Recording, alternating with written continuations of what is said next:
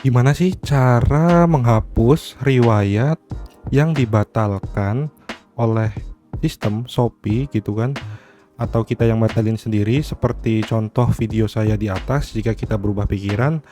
Nah, itu caranya gampang banget kok. Buat teman-teman yang penasaran, simak terus video ini sampai akhir ya. Sebelum lanjut nonton videonya, pastikan subscribe dulu ya dan jangan lupa nyalakan tombol notifikasinya.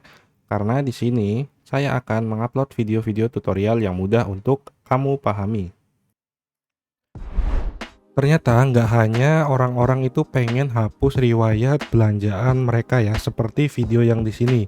Nah, itu kan caranya untuk biar kita nggak ketahuan kalau habis belanja apapun ya, sama orang tua, sama orang lain, atau istri, anak saudara gitu kan. Nah, itu cara menghapus riwayat pesanannya itu ada di sini. Nah, ini gimana kita menghapus riwayat pesanan tapi yang dibatalkan. Nah, itu caranya mudah banget ya.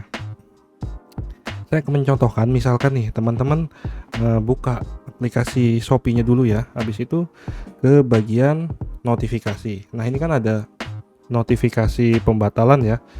Itu caranya mudah banget. Kalau di aplikasi Android itu klik selama 1 detik sampai 2 detik, diklik terus nanti tinggal dihapus. Nah, kalau di iPhone itu digeser kemudian dihapus, digeser dihapus, geser dihapus.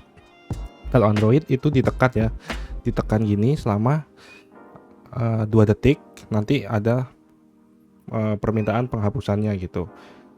Nah, gimana teman-teman, apa sih alasannya tuh pada mau menghapus riwayat pembatalan ya? Setahu saya kan riwayat pemesanan aja ya, tapi masih banyak yang cari cara untuk menghapus pesanan yang dibatalkan.